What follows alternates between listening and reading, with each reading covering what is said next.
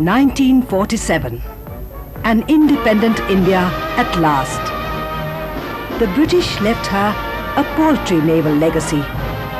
4 anti-aircraft frigates, 2 anti-submarine frigates, and 12 minesweepers. There were no submarines and no aircraft carriers.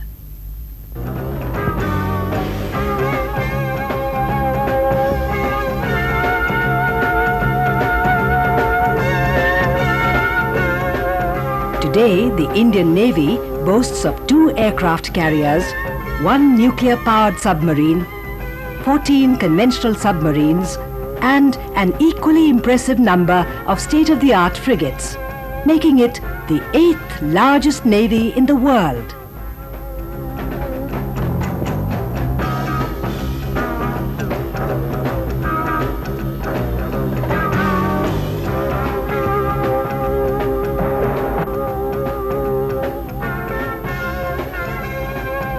On 26th January 1950, the new republic dropped the prefix Royal from the Royal Indian Navy and the service became the Indian Navy.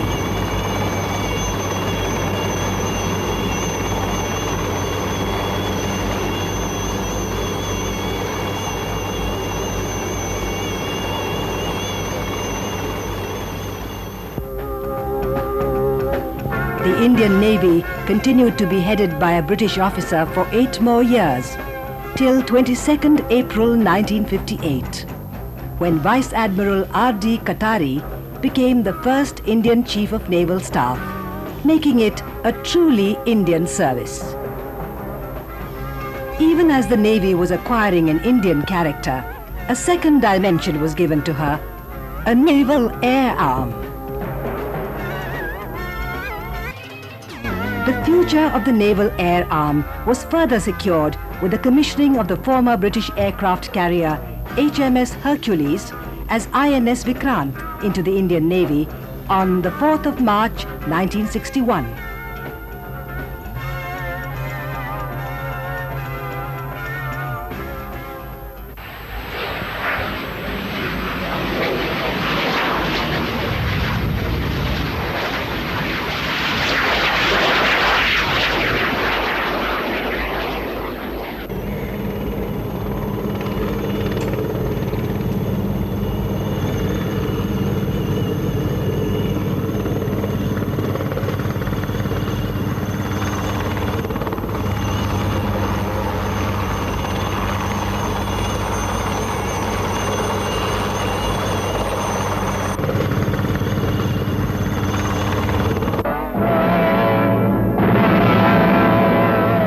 The 1965 Indo-Pak War highlighted the absence of the crucial third dimension of the Indian Navy, the submarine arm.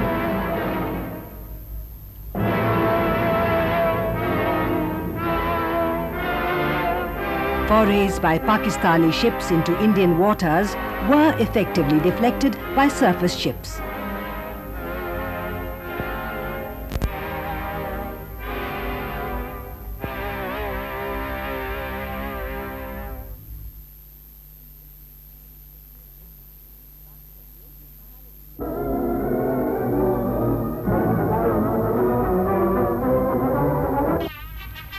In 1965, India and the USSR signed a package deal for the purchase of a Foxtrot-class submarine squadron, training of personnel in the Soviet Union, and technical assistance in setting up training and shore facilities at Visakhapatnam.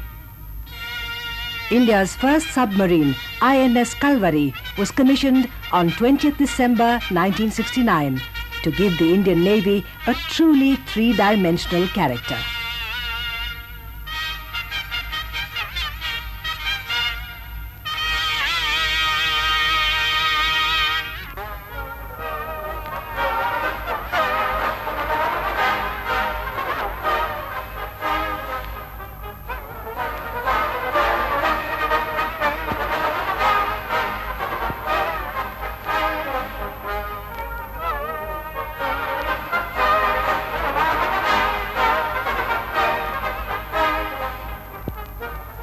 Around the same time, it was decided to build a general-purpose frigate at the Mazagon Docks, Bombay. While shopping for a design, the Indian Navy opted for the British Leanders, the latest in the market then, thus making India's first indigenous effort a major modernization attempt as well.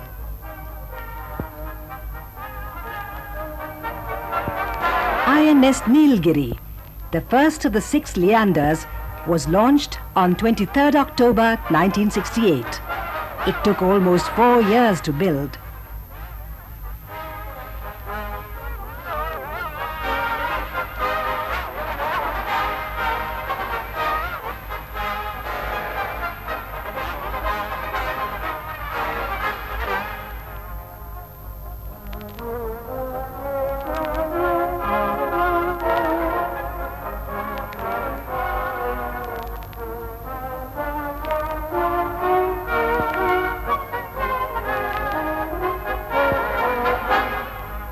By July 1981, the Leander program underwent a sea change.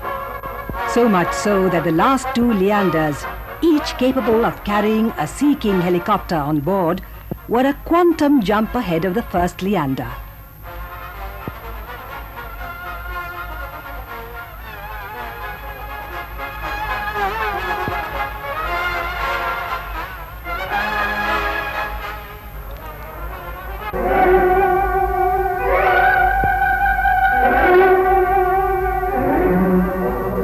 Even as the Leander program was gathering momentum, the 1971 war broke out.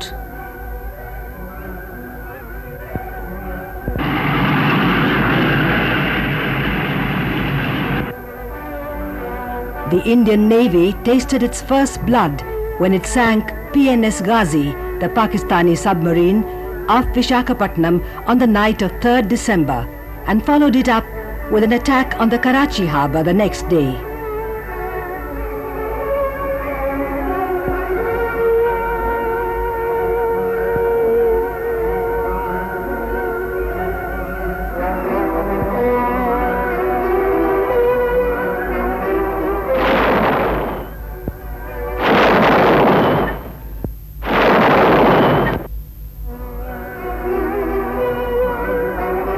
So successful and devastating was this attack by her OSA-class missiles and a large task force that ever since then, the day, 4th December, is observed as Navy Day.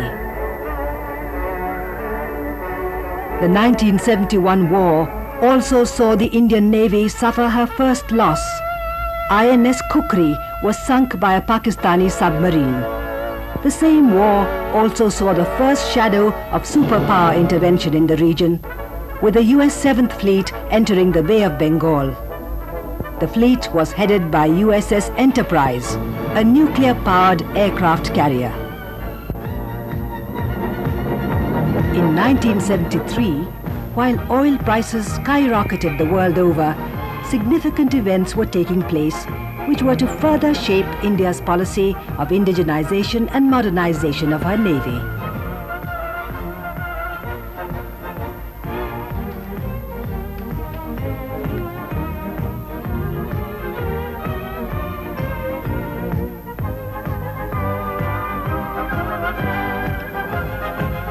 India's Sagar Samrat, the ONGC rig, struck oil in Bombay High off the Bombay coast in the Arabian Sea. Soon this area was to become the oil bowl of the country.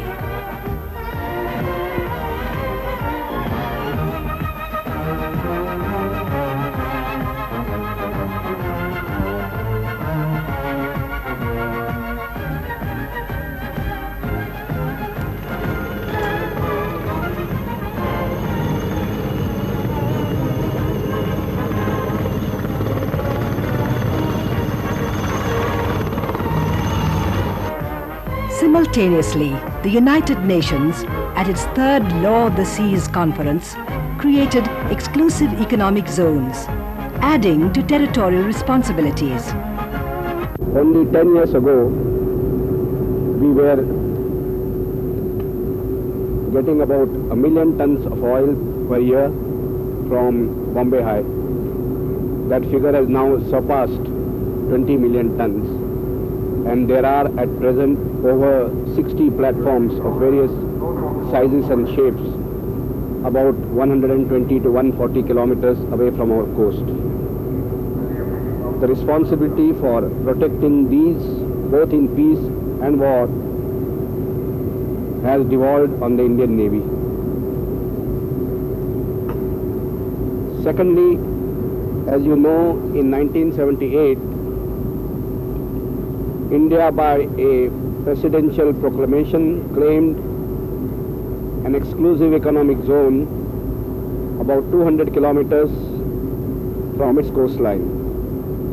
This meant that an area roughly equal to about 2 million square kilometers has been claimed by us as an exclusive economic zone for exploiting its resources, whether they are fisheries, seabed resources, oil, etc., exclusively for our own use. Again, the protection of these is a responsibility of the Indian Navy. Thus arose the need for more sophisticated, large and indigenous warships like the Godavari class frigates, India's first indigenously designed and constructed frigates.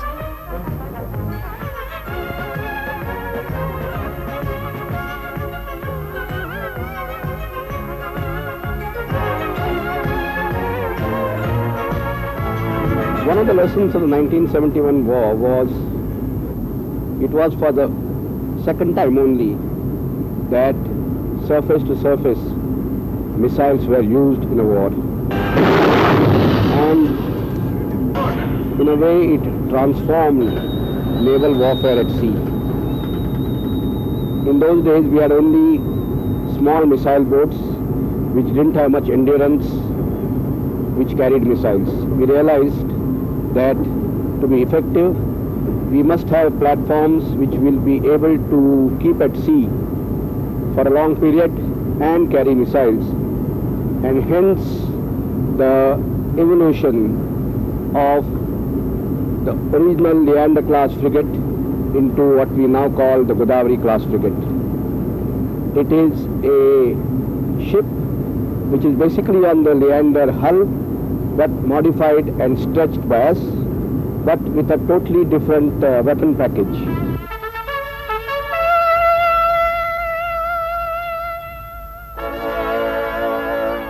The 125-meter-long Godavari frigate is basically a stretched and broad-beamed offshoot of the Leanders. It is the only ship of its size in the world which can carry 2 large Sea King helicopters on board, equipped with Soviet missiles, Italian anti-submarine torpedoes, guns and radars also from the Soviet Union, and Indian and Dutch command control systems. The Godavari is probably the most international ship in the world.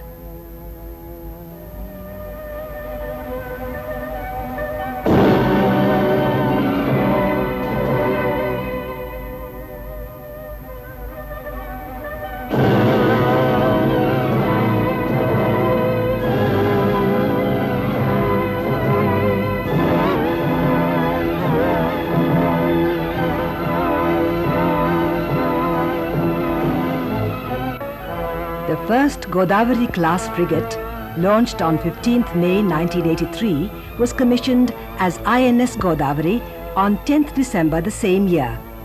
The ensuing period, however, saw a rapid deterioration of the environment in the Indian Ocean. Acquisition of new bases by superpowers, frequent movement of foreign warships in the area, and rapid modernization of naval fleets of our neighbors, which included the acquisition of harpoon missiles and other destructive weapons.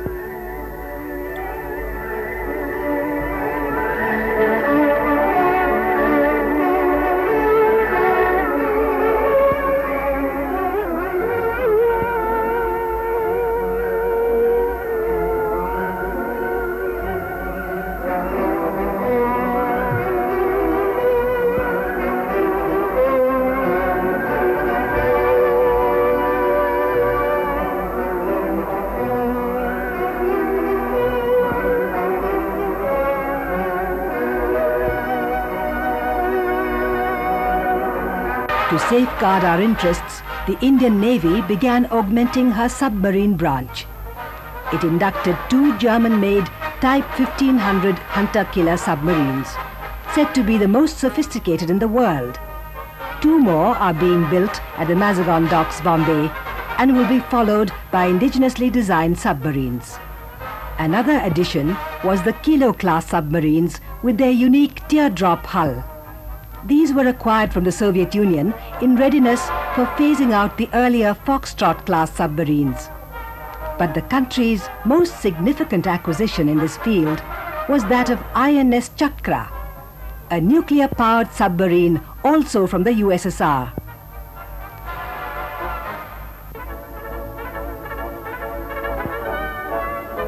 The surface fleet was further modernized with the induction of Soviet-built Kashin-class destroyers, the Durgs and the Veer class of missile boats.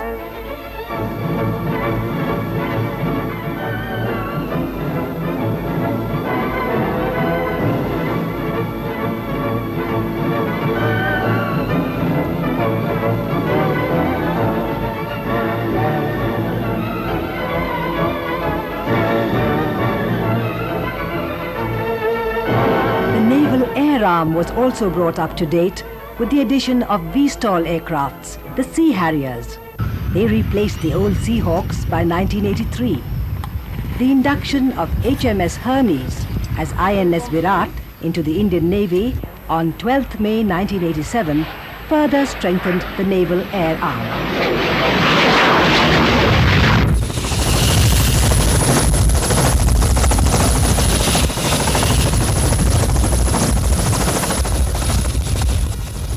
Shortly before this, the old reliable INS Vikrant, India's first aircraft carrier, went in for a major refit and modernization at the Navy's own dockyard in Bombay.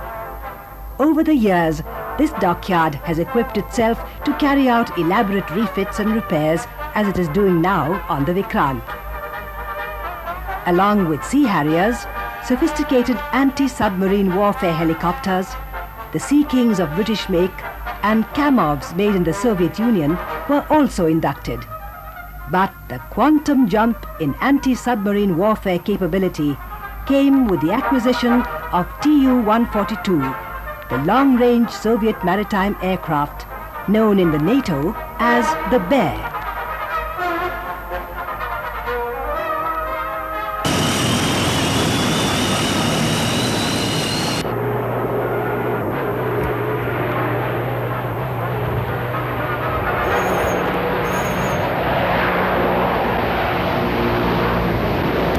But this new state-of-the-art equipment needed equally well-trained officers and men, hence such sophisticated simulators.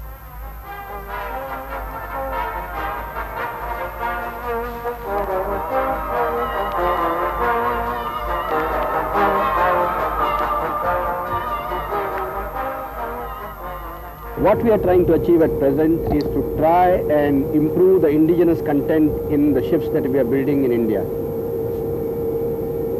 When we started in 1964 and the first ship was completed in 1972, I think the indigenous content was about 50 to 60%. We are now somewhere in the area of 85% indigenous content in the ships that we are constructing, and we hope to take it up in future ships to about 95%, leaving only a small amount of equipment which will have to be imported.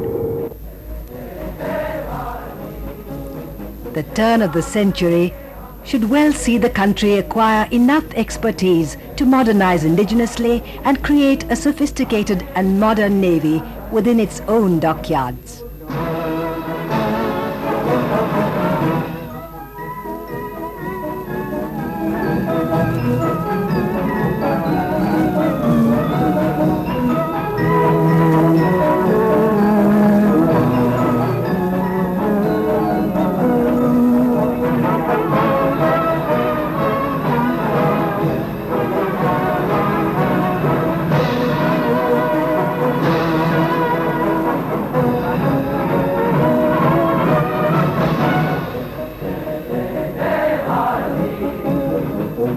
करेंगे